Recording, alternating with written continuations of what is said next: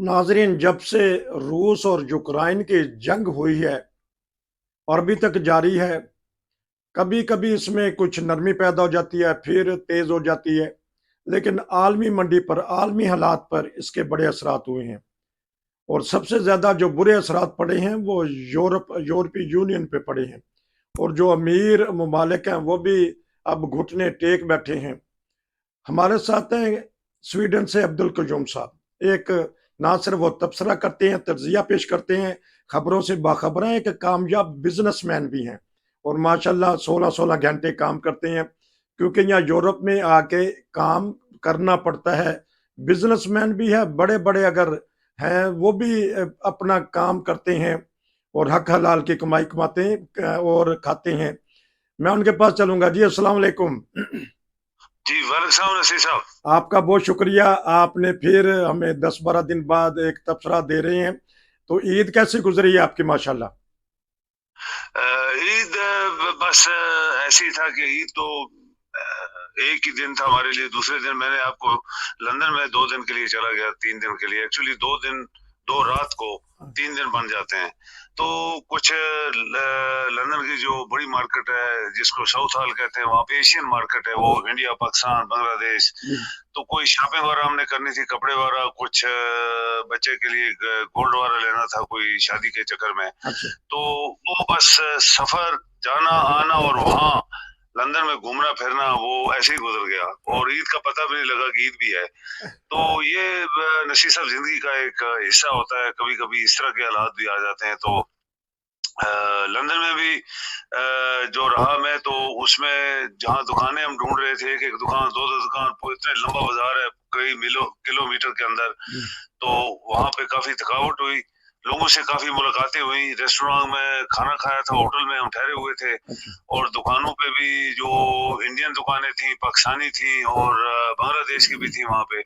तो उनसे भी बातचीत होती रही। लेकिन एक बात मैं आपसे करूंगा नसीर साहब के, मैंने अपने लेवल के ऊपर एज ए प्राइवेट क्वेश्चन मैंने लोगों के ऊपर डाला कि मैंने कहा ये आप लोग पाकिस्तान से हैं, और क्या इस दफा आप इमरान को वोट देंगे जिसके ऊपर इतनी बड़ी बला आई हुई है।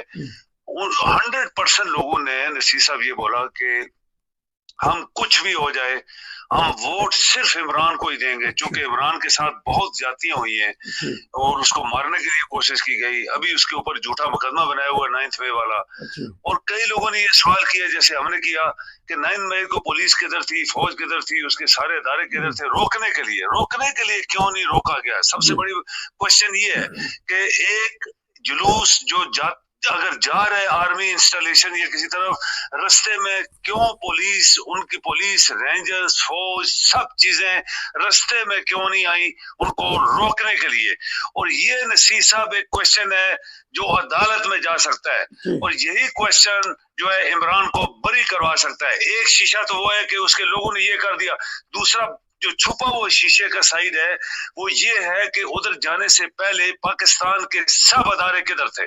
जी, ठीक। अच्छा, मैं अच्छा किया आपने प्राइवेट गुफ्तगू की। ओवरसीज जो पाकिस्तानी है वो तहरीक इंसाफ से अभी भी लगाव रखते हैं।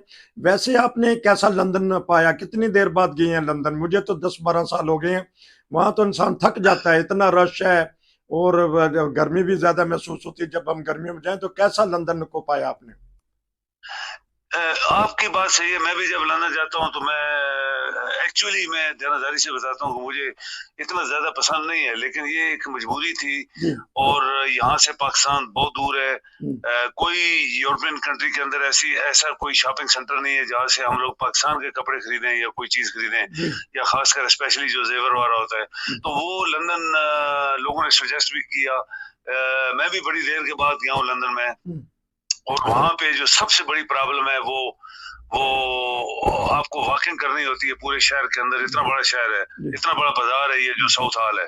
तो आपको लेफ्ट राइट इधर उधर बाजार है, दुकानें बड़ी बड़ी, किस जगह से क्या लेना है आपको घूम के देखना पड़ेगा।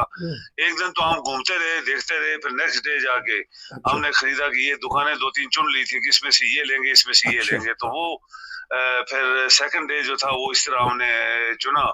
और कल सुबह वहाँ फ्लाइट थी मेरी, सुबह 6 बजे वहां से फ्लाइट थी, इधर हम आ गए 10 बजे तकरीबन, क्योंकि एयरपोर्ट पे। और सबसे जो बड़ी बात है लंदन के एयरपोर्ट के ऊपर नसीर साहब, वो सबसे बड़ी बात है, इतनी जबरदस्त किस्म की वो सिक्योरिटी चेक होता है कि बंदा खड़े खड़े टांगे कांपने शुरू हो जाती है। जूते भी चेक करो, सब कुछ उतार दो, घड़ी भी उतार दो, बेल्ट भी उतार दो, फ्लॉम भी उतार दो, पर्स भी अंदर फेंक दो, कुछ ना छोड़ो जी, अंदर रखो उधर। और वो इस तरह की चेकिंग जो है वो बंदे को और बोर करती है फिर। तो ये एक नया तजुर्बा था जो जिससे मैं गुजरा हूँ बड़ी सालों के बाद। लेकिन चलो अल्हम्दुलिल्लाह, एक मकसद था जिसमें हम लोग हिम्मत करके थकावट से वापस आए। दूसरा जो बड़ा सवाल था आपका, वो यूक्रेन वाला, उसके ऊपर मैं अभी आपको जवाब देने वाला हूँ। देखें नसीर साहब, यूक्रेन रशिया का पहले एक हिस्सा था जी। जब रशिया ब्रेकअप हुआ, और वो ब्रेकअप हुआ था, उसकी इकानमी टूट गई थी, इकानमी खत्म हो गई थी, और बहुत सारी रशियन स्टेट जो थी वो उन्होंने आज़ादी क्लेम किया कि हम आजाद होना चाहते हैं, तो रशिया ने उनको छोड़ दिया। जैसे बरतानिया की 45 में जब ये पूरी दुनिया में ये कंट्रोल नहीं कर सके, तो उन्होंने फिर जान छुड़ाई, सब मुल्कों से सबको आजाद किया। तो ये यूक्रेन बड़ा मुल्क है, पूरे यूरोप के अंदर साइज के लिहाज से यूरोप के अंदर सबसे बड़ा मुल्क यूक्रेन है। आबादी उसकी नहीं है, लेकिन साइज के लिहाज से रशिया दुनिया का, यूरोप के अंदर यूक्रेन बड़ा मुल्क है। और उसके मुल्क के अंदर रशियन, चूंकि बहुत पुराने रशियन ही थे, सारे लोग जुबान भी बोलते थे, रशियन वहां बात थे। तो जब से ये आजाद हुआ तो रशियन को ये कंप्लेंट थी कि ये रशियन के साथ स्पेशल आप कहें कि वो तमीज कर रहे हैं, रशियंस को डिस्क्रिमिनेट कर रहे हैं बाकी जो मजहब थे वहां पे। तो इसलिए इनकी आपस में बन नहीं रही थी। और रशियन जो इलाका था, वो बॉर्डरिंग कंट्रीज ऑफ रशिया जो था, वो रशिया के वेस्ट साइड पे, उसमें रशियंस को ये अच्छी सहूलियात नहीं दे रहे थे, उनको तालीम के लिए ये वो। तो इसलिए रशिया के साथ इसकी आंखें एक दूसरे के साथ वो दिखाते रहते थे। लेकिन नसीर साहब, एक बात तो मानने वाली है ना, रशिया कुछ भी हो, दुनिया की दूसरी बड़ी ताकत है वो। तो उन्होंने इनको शायद बहुत समझाया, लेकिन ये जो सदर है, प्रेसिडेंट, इसका शायद दिमाग सही नहीं काम कर रहा, और इस बंदे ने ये नहीं देखा कि मेरे साथ किस मुल्क की टक्कर है। तो वो क्या हुआ कि फिर आखिर वही हुआ जो रशिया करना चाहता था, इसके ऊपर अटैक कर दिया। 1/3 ऑफ तकरीबन यूक्रेन का रशिया के कब्जे में है, और इनका तहस नहस उसने कर दिया है। लेकिन अकल की बात जहां आती है कि वहां पे जब आदमी सोचता है कि मेरा मुल्क तबाह हो रहा है, कुछ नहीं छोड़ा मेरा, आबादी लोग भी मरे, सारे इंफ्रास्ट्रक्चर जिसको कहते हैं, इनकी फैक्ट्रीज, इनकी सब चीजें उसने तबाह की, रेलवे तबाह कर दी, पुल तबाह कर दिए, डैम तबाह कर दिए, इनका सबसे बड़ा एटमी रिएक्टर रशिया के कब्जे में है। तो फिर बंदे को अकल आनी चाहिए कि मेरा सब कुछ तबाह हो रहा है, तो मैं इससे बात करूं। रशिया ने बहुत बोला मेरे से बात करो, तो वो जो दिमागी खराबी होती है, जैसे सद्दाम की दिमागी खराबी थी, तो उसने ये नहीं सोचा कि मैं दुनिया के किस मुल्क से टक्कर लगा रहा हूँ, या दुनिया के किन किन ममालिक से टक्कर लगा रहा हूँ। तो वो उसका क्या हुआ, उसका मुल्क तबाह हो गया, अपनी सारी उसने फैमिली तबाह कर दी, खत्म कर दी, खुद भी जलील होके मरा। तो ये होता है दिमागी खराबी। जिन लोगों के पास अकल होती है वो समझते हैं कि मेरा घर तबाह हो जाएगा, मेरा मुल्क तबाह हो जाएगा, मेरी सड़कें तबाह, मेरे बच्चे सब मुल्क के लोग मर जाएंगे, तो वो फौरन टेबल के ऊपर आते हैं, और टेबल के ऊपर आके एक डिसीजन, चलो कभी देना पड़ता है, कभी लेना पड़ता है, कोई दरम्यान में आके ये करता। तो यूरोप सारा आज जो आपने बात की, वो मैं भी रिपीट कर रहा हूँ, पूरा यूरोप सबसे ज्यादा यूक्रेन की जंग से मुतासर हुआ है। एक तो महाजर जो है सारे यूरोप में ही आए हैं, किसी मुल्क में भी यूरोप के, और उनका खर्चा सारा यूरोपियन यूनियन के ममालिक दे रहे हैं।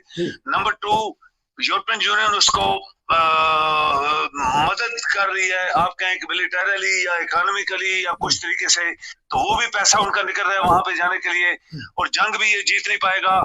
और इसकी अभी भी इसका दिमाग, हालांकि चाइना ने भी इसको समझाया कि देख तू, तुम्हारा मुल्क तबाह हो जाएगा, तू 100 साल पीछे चला जाएगा, वो बंदा समझ नहीं रहा। उसकी वजह से तमाम चीजें यूरोप के अंदर महंगी हुई हैं नसीर साहब, तमाम चीजें महंगी हुई। कल लंदन में मुझे बता रहे थे लोग कि हमारी 40% टैक्स हो गया, जो 25-30 होता था वो 40 इन्होंने कर दिया यूक्रेन की जंग से, उन्होंने स्पेशल नाम लिया, यूक्रेन की वजह से हमारे टैक्स 10% और 15% कर दिया गवर्नमेंट ने। इसी तरह हमारे मुल्क में भी ऐसे ही है, यहाँ पे भी हर चीज जो 10 की मिलती थी अभी 30 की मिल रही है, सुपरमार्केट्स में भी हर जगह। तो ये नसीर साहब, ये अकल की बातें होती हैं जो इंसान सोचता है कभी कि किस तरह मैंने इस चीज को मुश्किल वक्त में निकलना है, किस तरीके से निकलना है। तो ये हालात यूक्रेन ने पूरे मुल्क यूरोप के लिए, यूरोपियन यूनियन के लिए पैदा किए हैं, और अगर ये जंग बंद हुई तो आप यकीन कर लें कि यूरोपियन यूनियन के सारे ममालिक गुर्बत की तरफ जाएंगे, और अमेरिका तो बहुत दूर है, और अमेरिका बड़ी पावर है, उसको कोई असर नहीं पड़ने वाला। असर पड़ेगा सिर्फ हमारे मुल्कों पे। और ये मेरे ख्याल में, मेरी सजेशन भी है, हमारी बात कोई सुनता नहीं है, लेकिन जब तक यूक्रेन की जंग बंद नहीं होगी नसीर साहब, हर रोज हम लोग डाउन से डाउन जाएंगे। तो क्योंकि ये आगे कैसी है कि ये यूरोप को जल्दी लपेट लेगी अगर ये ना बुझी। तो स्वीडन का और यूक्रेन का आपस में क्या ताल्लुक है, बॉर्डर मिलते हैं, कुछ जोग्राफियाई तौर पे भी बताइएगा। और सबसे ज्यादा ये तीन ममालिक क्यों मुतासर होंगे, डेनमार्क, नॉर्वे और स्वीडन? ये जो स्कैंडिनेवियन को कहते हैं, जैसे फिनलैंड है, स्वीडन है, डेनमार्क, नॉर्वे और आइसलैंड, ये 5 ममालिक है जिनको स्कैंडिनेविया कहते हैं। ये ममालिक, इनका बिल्कुल सेपरेट एक किस्म का कल्चर है, और इनको शुरू में एक मुल्क होता था, इसलिए अभी 5 मुल्कों में तकसीम हो गए। जो यूक्रेन के साथ बॉर्डर है वो पोलैंड की है, और व्हाइट रशिया जिसे हम कहते हैं, और दूसरी साइड पे इसकी बॉर्डर दूसरे ममालिक से भी है, बल्गारिया वाला से है, छोटे छोटे और मुल्क हैं जिनके साथ इसकी बॉर्डर है। जो बड़ा मुल्क है वो पोलैंड है, और इसके साथ जो व्हाइट रशिया है उसके साथ छोटे छोटे मुल्क जो है, एस्टोनिया जैसे है, लेतलान जिसको हम कहते हैं, और दूसरा, ये 3 छोटे छोटे मुल्क हैं जिसके दरम्यान में रशिया का एक देश है छोटा सा, उसका भी लिथुआनियन को इस तरह का नाम है, और रशिया इधर ऊपर भी बैठा हुआ है, इनके अंदर भी बैठा हुआ है।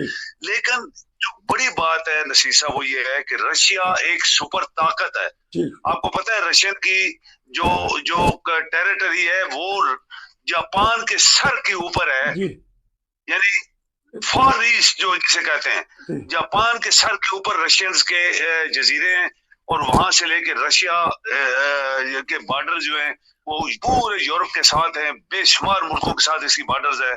तो उसके साथ यूक्रेन ने टक्कर जो लगाई है बिल्कुल बेवकूफी वाली बात है, और मेरे ख्याल में अगर कोई और शायद यूक्रेन के सदर होता तो बहुत पहले ये जंग बंद करा देता, क्योंकि जंग से तबाही सिर्फ हो रही है, बाकी उसको मिलना कुछ भी नहीं है।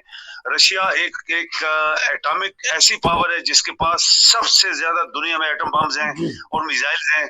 अगर वो कई दफा उसने वार्निंग भी दी है कि मैं शायद ये जंग कहीं एटम बम पे खत्म ना हो, जैसे जापान की जंग जो थी एटम बम पे खत्म हुई थी, 2 एटम बम गिराए गए, जापान ने हैंड्स अप किया, वो बर्मा तक पहुंच गए थे।